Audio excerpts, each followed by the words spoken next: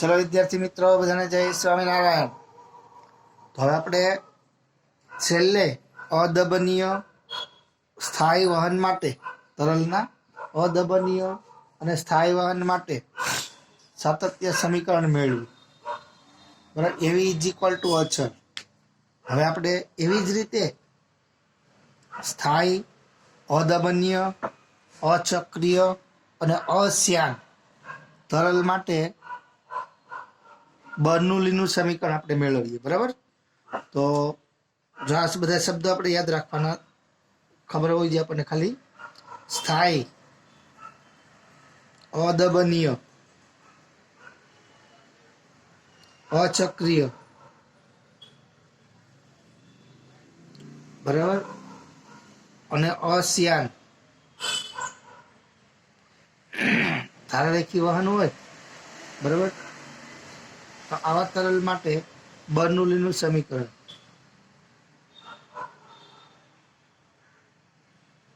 આપણે મેળવીએ।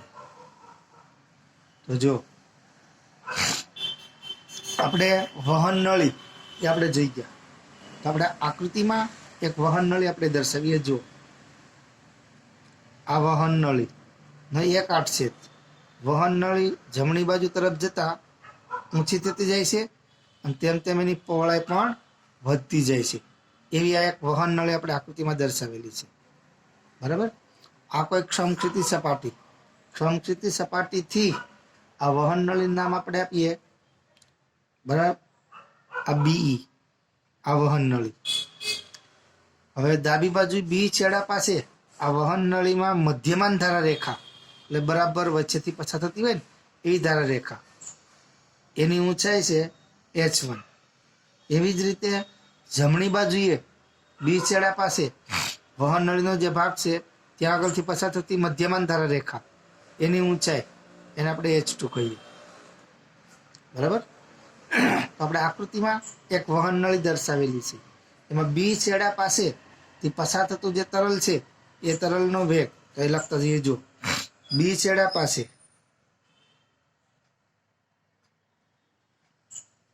થી પસાર થતા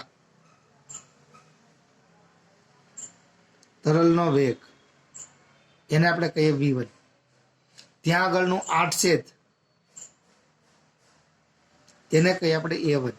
આથી જે કઈ તરલ પસાર થશે એ તરલનો વેગ કેટલો છે v1 જેટલો। ત્યાં આગળનો આડછેદ છે એ આડછેદ કેટલું છે એને આપણે કીધું a1। બરાબર, હવે આ છેડા પાસે વહન નળીમાં ઉદ્ભવતું દબાણ એને આપણે કહીએ p1। બરાબર, બી છેડા પાસે વહન નળીમાંથી પસાર થતું જે તરલ છે એ તરલ પર લાગતું દબાણ કેટલું છે p1। તો દબાણનું તો સૂત્ર આપણે જાણીએ છીએ, દબાણ p1 બરાબર f1 upon a1, f upon a સૂત્ર ઉપરથી। એવી જ રીતે અહીંયા કોઈ એક ડી બિંદુ લો, આ ડી બિંદુ, તો ત્યાં આગળથી પસાર થતું જે તરલ છે તો એ ડી બિંદુ પાસે આમ આપણે કહી શકીએ ડી બિંદુ પાસેથી પસાર થતા તરલનો વેગ તો v2, ત્યાં આગળનું આડછેદ તો a2, ત્યાં આગળનું દબાણ આ આડછેદ એટલે ક્ષેત્રફળ બરાબર, અને ત્યાં આગળનું દબાણ એને આપણે કહીએ p2। દબાણ p2 છે, દબાણ p2 બરાબર આપણે p બરાબર f અપોન a સૂત્ર પરથી, પણ બીજા બિંદુ પાસે આપણે 2 નંબર આપ્યો એટલે આ 2 આપણે લખાયા। બરાબર, હવે આ દબાણ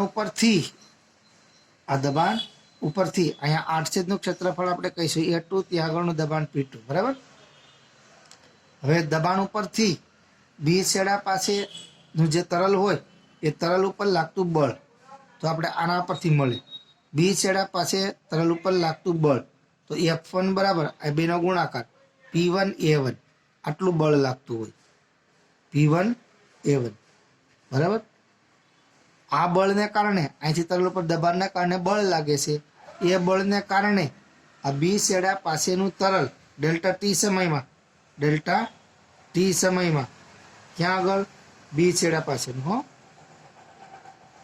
બી છેડા પાસેના તરલ પર F1 બળ લાગે છે। F1 બળને કારણે ડેલ્ટા ટી સમયમાં બરાબર વેગ બરાબર અંતર ભાગ્યા સમય, વેગ બરાબર અંતર ભાગ્યા સમય, આ આપણું સૂત્ર છે, વેગ બરાબર અંતર ભાગ્યા સમય. તો આના પરથી આપણે બી છેડા પાસે વેગ કેટલો છે v1, ત્યાં આપણે સમયગાળો કેટલો છે ડેલ્ટા ટી, તો બેનો ગુણાકાર થાય એટલું અંતર કાપશે. બરાબર, તો ડેલ્ટા ટી સમયમાં આ v1 ઇન્ટુ ડેલ્ટા ટી જેટલું અંતર કાપી અને ધારો કે આ અંતર આપણે આટલું લઈએ તો અહીંયા આગળ તરલ પહોંચે છે. એ બિંદુનું નામ આપીએ આપણે સી બિંદુ પાસે પહોંચે છે. બરાબર, હવે આ બળને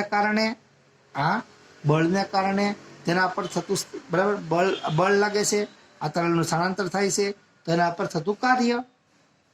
બરાબર, તો આ તરલ ઉપર થતું કાર્ય,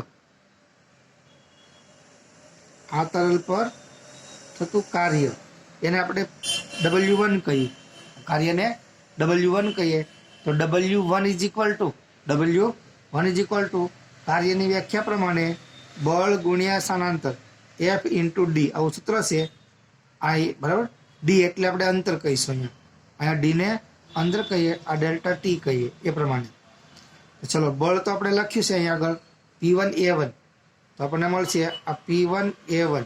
અને સ્થાનાંતર કેટલું થયું એટલે કાપેલું અંતર V1 ઇન્ટુ ડેલ્ટા ટી, તો આપણે લખાય V1 ઇન્ટુ ડેલ્ટા ટી. આને કહીએ પરિણામ નંબર 1. ચલો, આવું જ કાર્ય આપણે ડી બિંદુ પાસે કરવાનું છે. બરાબર, આવું જ. તો ચલો, હવે ડી બિંદુ આગળ રહેલું તરલ, પેલા વહન નળી છે એ સંપૂર્ણપણે તરલથી ભરેલી હોય, એટલે બી છેડા પાસેથી તરલ જેટલું બરાબર બી થી સી સુધી અંદર કાપશે તો એટલા જ જથ્થાનું તરલ છે એ ડી થી ઈ તરફ જતું હોય, બરાબર. તો એના પરથી હવે ડી બિંદુ આગળ તરલ ડી બિંદુ પાસે તરલ બરાબર F2 બળ લાગે છે. કયો? F2 બળ.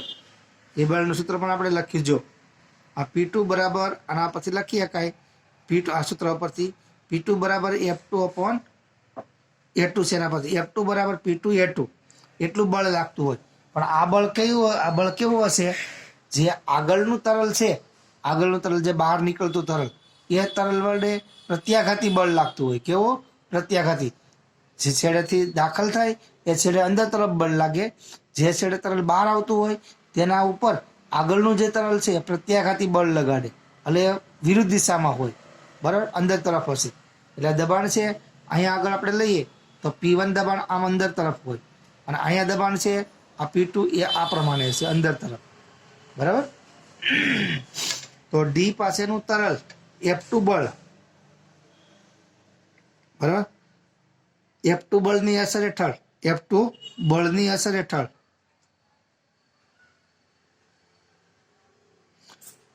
આ V2 ઇન્ટુ ડેલ્ટા ટી જેટલું અંતર કાપી અને ડી થી ઈ બિંદુએ પહોંચે છે.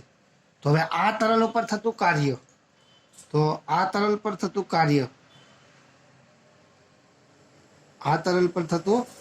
આપણે ગણીએ, એને કહીએ આપણે W2. તો W2 બરાબર ઉપર લખીએ જ પ્રમાણે પેલા બળ ગુણ્યા સ્થાનાંતર. તો બળ કેટલું છે તો આપણે લખી જોઈએ F2 અપોન A2 ઉપરથી, બરાબર P2 A2, કેટલું? P2 A2.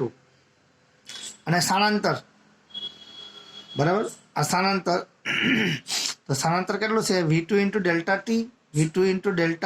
ટી, પણ આ આપણે પ્રત્યાઘાતી કીધું એટલે ઋણ આવશે. બરાબર, આને કહીએ પરિણામ નંબર 2. બરાબર, હવે તરલનું કદ એટલે ક્ષેત્રફળ ગુણ્યા લંબાઈ એટલે કે અંતર. તો ક્ષેત્રફળ આપણે લઈએ એ, અને અંતર માટે V ઇન્ટુ ડેલ્ટા ટી. આ ભાગ છે તરલનો કદ કહેવાય. બરાબર, હવે બી પાસે કેવું હોય તો A1 V1 delta T, D પાસે કેવું હોય તો A2 V2 ડેલ્ટા ટી, આવું આપણે લખાય. એ તરલનું કદ છે, એને આપણે ડેલ્ટા વી વડે દર્શાવીએ, તરલના કદને ડેલ્ટા વી વડે. હવે સાતત્ય સમીકરણ પ્રમાણે બી થી જેટલા જથ્થાનું એટલે કે જેટલા કદનું તરલ બી થી સી સુધી પહોંચ્યું હોય એટલા જ જથ્થાનું એટલે કે એટલા જ કદનું તરલ છે આ ડી થી ઈ વિભાગમાં ગયું હોય. બરાબર, એટલે બે તરલના કદ કેવા હશે? એક સરખા.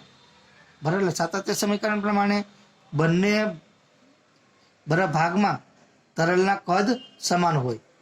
તેથી તરલ ઉપર થતું કાર્ય તરલ પર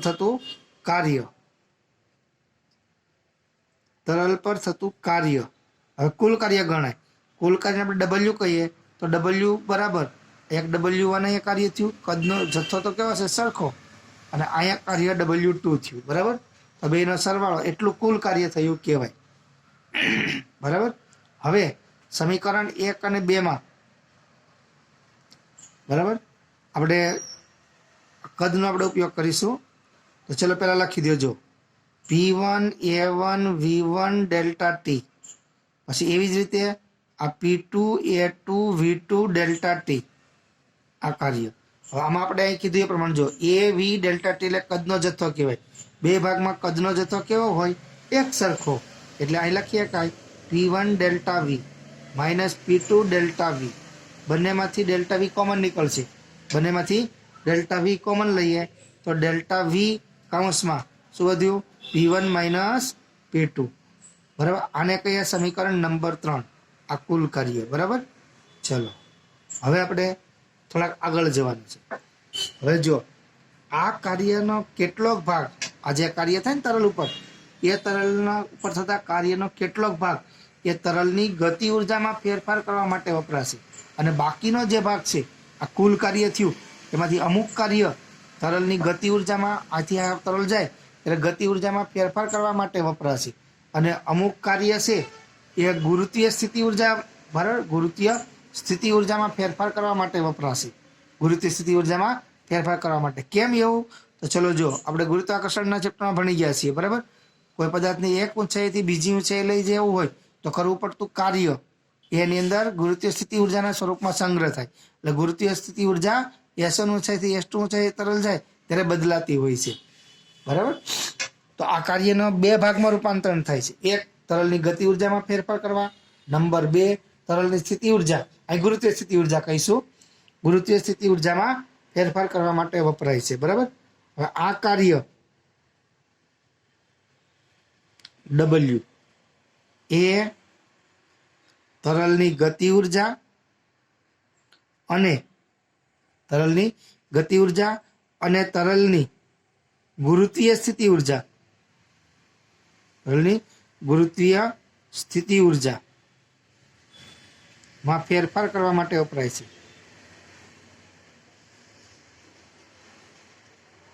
બરાબર. તો આમ આપણે યાંત્રિક ઉર્જાના સંરક્ષણનો નિયમ શું છે? પદાર્થની ગતિ ઉર્જામાં જેટલો ફેરફાર થાય એટલો સ્થિતિ ઉર્જામાં ફેરફાર થાય. બરાબર. ગતિ ઉર્જામાં જેટલો ફેરફાર થશે એટલો સ્થિતિ ઉર્જામાં, પણ યાંત્રિક ઉર્જા અચળ રહેતી હોય. આપણે યાંત્રિક ઉર્જાના સંરક્ષણનો નિયમ છે. હવે કાર્ય ઉર્જા પ્રમેયનો આપણે ઉપયોગ કરીએ, કાર્ય ઉર્જા પ્રમેયનો. તો ચલો જો આમ તો આ બર્નોલીનું સમીકરણ છે ને, બર્નોલીનું સમીકરણ એ કોઈ કુદરતનો મૂળભૂત નિયમ કે સિદ્ધાંત નથી, પણ માત્ર કાર્ય ઉર્જા પ્રમેયનો ઉપયોગ કરી અને મેળવવામાં આવેલું આ એક અગત્યનું પરિણામ છે. કાર્ય ઉર્જા પ્રમેય શું છે? કાર્ય ઉર્જા પ્રમેય તો ઉર્જા સંરક્ષણના નિયમના સિદ્ધાંતનો ઉપયોગ કરી અને મેળવવામાં આવેલું એક અગત્યનું પરિણામ છે. આ કોઈ કુદરતનો મૂળભૂત નિયમ કે સિદ્ધાંત નથી. બરાબર. હવે આપણે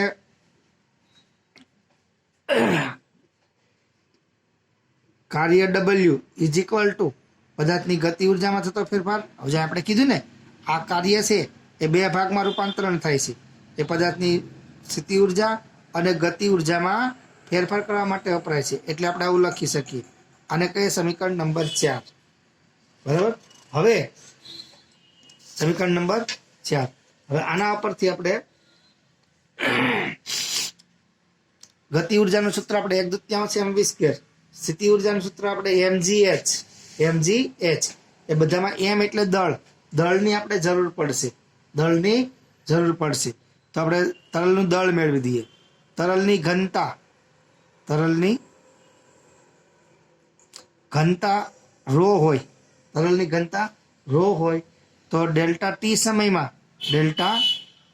સમયમાં આ એક વિભાગમાંથી બીજા વિભાગમાં આવી જતું જે તરલ છે, એક વિભાગમાંથી બીજા વિભાગમાં જતું તરલ, એ તરલનું દળ ડેલ્ટા એમ કહીએ. તો ઘનતા બરાબર દળ ભાગ્યા કદ, બરાબર. તો દળ એટલે ડેલ્ટા એમ અને કદ એટલે વી. તો આના પરથી આપણને મળે છે ડેલ્ટા એમ બરાબર વી ઇન્ટુ રો. પણ વી એટલે અહીં ડેલ્ટા વી જેટલા કદનું, બરાબર, તરલ બીસી વિભાગમાંથી ડી વિભાગમાં આવે છે, એટલે અહીંયા વીની જગ્યાએ ડેલ્ટા વી લખી શકાય, વીની જગ્યાએ ડેલ્ટા વી લખી શકાય. તો આ ડેલ્ટા વી, બરાબર. આપણે ગતિ ઉર્જાનું સૂત્ર લખવું છે 1/2 mv સ્ક્વેર, આ ગતિ ઉર્જા. તો સ્થિતિ ઉર્જાનું સૂત્ર યુ બરાબર mgh, બરાબર. આ બે સૂત્રનો આપણે ઉપયોગ કરવાનો છે હવે, બરાબર. હવે આપણે એમ લખી શકીએ ડેલ્ટા એમ જેટલું દળ, દળ કેટલું મળ્યું ડેલ્ટા એમ, ડેલ્ટા એમ બરાબર V into delta rho into delta V. હવે આના પરથી ગતિ ઉર્જામાં થતો ફેરફાર આપણે આગળ કીધેલું જુઓ, આગળ આપણે કીધેલું જુઓ, બી બિંદુ પાસેથી પસાર થતા તરલના કણનો વેગ કયો છે v1, અને અહીંયા ગતિ ઉર્જા 1/2 બરાબર ડેલ્ટા એમ v1 સ્ક્વેર થશે. એ તરલ અહીંયા આવી જાય ત્યારે ગતિ ઉર્જામાં એનો વેગ કેટલો છે v2, તો વેગ v1 થી બદલાઈને v2 થાય છે, એટલે ગતિ ઉર્જામાં ફેરફાર થયો, દળ અચળ હોય, બરાબર. તો જુઓ, તો હવે આપણે આમ કહી શકાય આ તરલ બી થી ડી બિંદુ સુધી પહોંચે, બી થી ડી બિંદુ સુધી પહોંચે ત્યારે આ તરલના વેગમાં v1 થી v2 જેટલો ફેરફાર થયો કહેવાય, v1 થી v2 જેટલો ફેરફાર થયો કહેવાય. માટે ગતિ ઉર્જામાં થતો ફેરફાર, તરલની ગતિ ઉર્જામાં થતો ફેરફાર, એને આપણે કહીએ ગતિ ઉર્જાને કે વડે દર્શીએ, ગતિ ઉર્જામાં ફેરફાર ડેલ્ટા કે કહેવાય, ડેલ્ટા કે.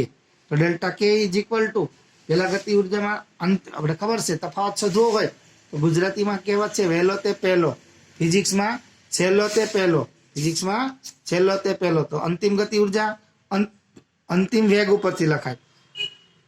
તો 1/2 એમ v2 સ્ક્વેર માઇનસ 1/2 એમ v1 સ્ક્વેર, આવું આપણે લખાય, બરાબર. તો હવે આના પરથી 1/2 એમ કોમન નીકળશે, 1/2 એમ કોમન, 1/2 એમ કોમન લઈએ આપણને v2 square minus v1 square. આ ગતિ ઉર્જામાં થયેલો ફેરફાર. હવે આપણે દળ ડેલ્ટા એમ કે એકલું એમ કહેતોય ચાલે, દળ એટલે શું હતું રો ઇન્ટુ ડેલ્ટા વી. આ દળ એમ બરાબર શું છે રો ઇન્ટુ ડેલ્ટા વી. હવે જો સમજો, અહીંયા આગળ બીસી વિભાગમાં જે તરલ છે એનું એ તરલ ડી વિભાગમાં આવી જાય છે, એવું આપણે સમજવાનું છે, બરાબર. એટલે બે તરલ એકના એક જ છે, એટલે ઘનતા બદલાતી નથી. પછી આગળ આપણે કીધું બીસી વિભાગમાં જેટલા તરલનું કદ હોય એટલા જ કદનું તરલ ડી વિભાગમાં આવે છે, એટલે કદ ડેલ્ટા વી પણ કેવું હશે એટલું જ. એટલે આપણે અહીંયા આમ લખી શકીએ એમની જગ્યાએ, તો આપણે સૂત્ર મળશે 1/2, બરાબર, 1/2. હવે એમની જગ્યાએ શું લખવાનું, તો આ લખ્યું આપણે રો ઇન્ટુ ડેલ્ટા વી. તો આમ લખીએ રો ઇન્ટુ ડેલ્ટા વી કૌંસમાં આ v2 સ્ક્વેર માઇનસ આ v1 સ્ક્વેર. આને આપણે નંબર આપીએ સમીકરણ નંબર આગળ આપણે આપવું હોય ને તો આને 5 કહીએ, અને સમીકરણ નંબર 6 કહીએ. ચલો, સમીકરણ નંબર 6. હવે આવી જ રીતે ડેલ્ટા એમ દળનું તરલ, ડેલ્ટા એમ દળનું તરલ જ્યારે બીસી વિભાગમાંથી ડી વિભાગમાં આવે છે ત્યારે આ બીસી વિભાગમાં તરલ છે એ ડીસી વિભાગમાં પહોંચે ત્યારે પહેલા બીસી વિભાગમાં તરલની ઊંચાઈ કેટલી હતી h1, હવે ડી વિભાગમાં ઊંચાઈ કેટલી છે h2. તો અહીં બરાબર બીસી વિભાગમાં ડેલ્ટા એમ દળનું તરલ h1 ઊંચાઈથી બરાબર h2 ઊંચાઈએ પહોંચે છે, h2 ઊંચાઈએ પહોંચે તો એ વખતે એની સ્થિતિ ઉર્જામાં પણ ફેરફાર થતો હોય. તો હવે આપણે આમ કહી શકીએ ડેલ્ટા એમ દળનું તરલ, ડેલ્ટા એમ દળનું તરલ જ્યારે h1 ઊંચાઈથી h2 ઊંચાઈએ પહોંચે છે ત્યારે તેની સ્થિતિ ઉર્જામાં થતો ફેરફાર, સ્થિતિ ઉર્જામાં થતો ફેરફાર. સ્થિતિ ઉર્જાનું સૂત્ર આપણે mgh એ સૂત્ર પરથી. હવે જો ડેલ્ટા એમ દળનું તરલ, ડેલ્ટા એમ દળનું તરલ h1 ઊંચાઈથી H2 ઊંચાઈ પહોંચે છે ત્યારે તેની સ્થિતિ ઉર્જામાં થતો ફેરફાર, તેની સ્થિતિ ઉર્જામાં થતો ફેરફાર એટલે કે સ્થિતિ ઉર્જામાં ફેરફાર થાય છે. સ્થિતિ ઉર્જાને યુ વડે દર્શાવાય, ફેરફાર માટે ડેલ્ટા યુ. તો ડેલ્ટા યુ બરાબર સ્થિતિ ઉર્જાનું આપણે સૂત્ર છે you is equal two mgh. બરાબર. તો અહીંયા આગળ ઊંચાઈ છે આ H2 ઊંચાઈ એ H1 કરતા વધુ છે એટલે અંતિમ સ્થિતિ ઉર્જામાંથી પ્રારંભિક સ્થિતિ ઉર્જા બાદ કરો તો આપણે સ્થિતિ ઉર્જાનું સૂત્ર મળશે આ પ્રમાણે mgh2 માઇનસ mgh1. આ બેમાંથી mg કોમન નીકળશે માજી તો શું આવશે h2 માઇનસ h1. પણ પાછો આગળ આપણે m બરાબર શું કીધેલું રો ઇન્ટુ ડેલ્ટા વી. અહીં લખાય rho into delta V into G આ h2 માઇનસ h1. આને કહીએ પરિણામ નંબર 7. હવે જુઓ બધું આપણે આ જે હતું આ કાર્ય એમાં ડેલ્ટા કે ડેલ્ટા યુ હતું તો એ આપણે મેળવી દીધા. બરાબર. અને કુલ કાર્ય ડબલ્યુ એ આપણે સમીકરણ 3 માં મેળવેલું છે. બસ હવે આપણે આનો જ ઉપયોગ કરવાનો છે. તો જોઈએ આપણે જુઓ આનો ઉપયોગ કરીએ.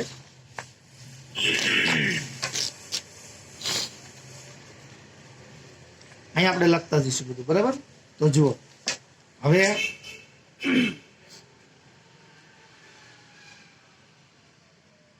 સમીકરણ આપણું હતું આ કાર્યનો આ.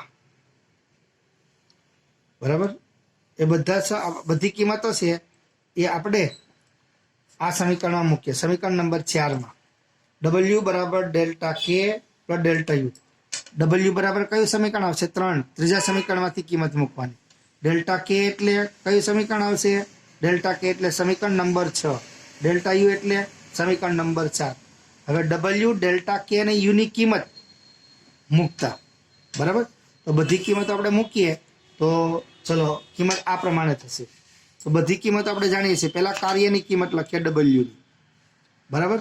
તો ડેલ્ટા વી કાર્યની કિંમત મૂકીએ સમીકરણ 3 ઉપરથી. તો ડેલ્ટા વી આ લખેલી છે આપણે કિંમત.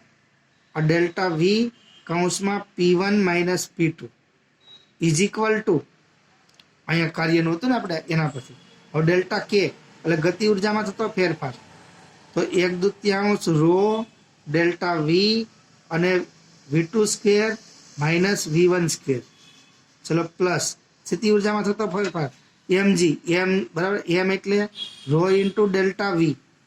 બરાબર. આ m લખ્યું આપણે. આ g અને અહીંયા તો આપણે h2 માઇનસ h1. તો આ બધી આપણે કિંમતો લખી. બરાબર. હવે આમાં તમે જુઓ તો ડેલ્ટા વી બંને બાજુ આવે છે તો ડેલ્ટા વી બંને બાજુથી કેન્સલ થઈ જશે ડેલ્ટા વી. બરાબર. તો વધ્યું શું આપણી જોડે તો ડાબી બાજુએ P1 માઇનસ P2, જમણી બાજુએ 1/2 રો કૌંસ મોટા કૌંસમાં લખું છું આ V2 square minus V1 square plus rho આ જી કૌંસ મોટા કૌંસમાં લખીએ H2 માઇનસ H1. આવું પદ આપણી જોડે વધ્યું. હવે આ પદને આપણે છૂટું કરીએ તો આપણને મળશે જો P1 minus P2 is equal to 1/2 rho આ V2 સ્ક્વેર માઇનસ 1/2 રો આ V1 square plus rho g H2 minus rho g H1. આવું આપણને મળ્યું. પણ આમાંથી આપણે 1 વાળા પદ એક બાજુ અને 2 વાળા પદ એક બાજુ. તો ચલો જો જમણી બાજુએ 1 વાળા પદ છે એક આ અને એક આ બંને ઋણ છે અને આપણે ડાબી બાજુએ લાવીએ એટલે પ્લસ થઈ જશે. તો પ્લસ P1 પ્લસ 1/2 રો આ V1 square plus rho g H1. એવી રીતે 2 વાળા પદ સામે લઈ જઈએ તો P2 ઋણ છે તો જમણી બાજુ જશે એટલે પ્લસ થશે. તો P2 અને બાકીના પદ તો કેવા પ્લસ છે જ બંને. તો જે એક આ પદ અને એક આ પદ તો મૂકી દો કિંમત પ્લસ 1/2 રો આ V2 સ્ક્વેર અને પ્લસ આ રો જી H2. બરાબર. આ ઊંચાઈ H1 H2 લીધી ને એની જગ્યાએ Y1 Y2 પણ ઊંચાઈ લઈ શકાય. બરાબર. તો આવું આપણને પદ મળ્યું.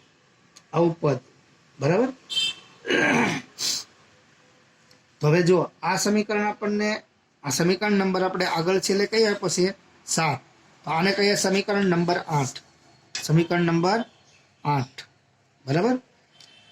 તો સમીકરણ 8 એ બર્નોલીનું સમીકરણ કહેવાય છે. તો સમીકરણ 8 એ બર્નોલીનું સમીકરણ છે. સમીકરણ 8 બર્નોલીનું સમીકરણ છે બરાબર. હવે જો સાંભળજો, અહીં આગળ આપણે આ વહન નળી છે, વહન નળી, આ વહન નળીમાં 2 બિંદુઓ પસંદ કર્યા, 2 વિભાગ બરાબર. એટલે આપણને 2 પદ મળ્યા. જો કોઈ ત્રીજો વિભાગ આપણે પસંદ કરીએ તો આવું ને આવું જ આપણને ત્રીજું પદ મળે. કેવું પદ મળે?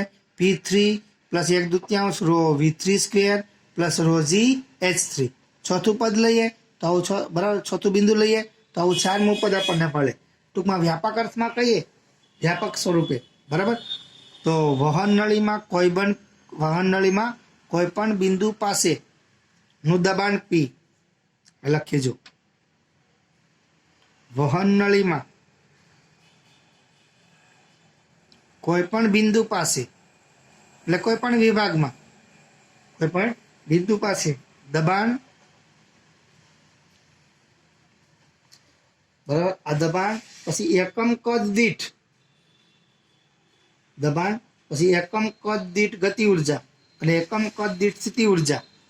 આ એકમ કદ દીઠ ગતિ ઉર્જા છે, આ એકમ કદ દીઠ સ્થિતિ ઉર્જા છે બરાબર. તો એનો સરવાળો કેવો રહેશે? અચળ. તો વહન નળીમાં કોઈ પણ બિંદુ પાસે એકમ કદ દીઠ ગતિ ઉર્જા તથા સ્થિતિ ઉર્જા. એટલે આનો અર્થ શું થયો? દબાણ પછી એકમ કદ દીઠ ગતિ ઉર્જા અને સ્થિતિ ઉર્જા તથા નહીં લખાય અને સ્થિતિ ઉર્જા નો સરવાળો કેવો રહેશે? એક સરખો. સરવાળો અચળ રહે છે. તો જો આ પહેલા વિભાગ પાસેનું દબાણ, પહેલા વિભાગ પાસે ગતિ ઉર્જા અને સ્થિતિ ઉર્જા ત્રણેયનો સરવાળો, એટલે બીજા વિભાગ પાસે દબાણ, ગતિ ઉર્જા અને સ્થિતિ ઉર્જાનો સરવાળો કેવો થયો? મળ્યો આપણને એક સરખો. ત્રીજો વિભાગ લીધો હોત તો ત્યાં પણ આ ત્રણેય પદનો સરવાળો આપણને અચળ મળ્યો. તેથી આપણે વ્યાપક સ્વરૂપે કહી શકીએ કોઈ પણ બિંદુ પાસેનું દબાણ પછી એકમ કદ દીઠ ગતિ ઉર્જા 1/2 રો V² પ્લસ કોઈ પણ બિંદુ પાસે બરાબર એ વિભાગમાં સ્થિતિ ઉર્જા, એ ત્રણેય પદનો સરવાળો કેવો હોય? અચળ હોય, એક સરખો આપણને મળે. તો આનું આ સમીકરણ આપણે આમ પણ લખી શકીએ આ સ્વરૂપમાં બરાબર. આપણને અચળ મળ્યું. આને કહીએ સમીકરણ નંબર 9. સમીકરણ નંબર 9. હવે આપણે જોઈએ બીજા શબ્દોમાં આપણે બર્નોલીનું સમીકરણ કેવું હોય? તો ધારારેખા સાથે જેમ જેમ આપણે આગળ વધીએ, ધારારેખા સાથે જેમ જેમ આપણે આગળ વધીએ બરાબર, તેમ તેમ દબાણ P, એકમ કદ દીઠ ગતિ ઉર્જા, એકમ કદ દીઠ સ્થિતિ ઉર્જા નો સરવાળો અચળ રહે. તો આ થયું આપણે બર્નોલીનું સમીકરણ બરાબર. તો અહીં સુધી રાખીએ. બોલો જય સ્વામિનારાયણ.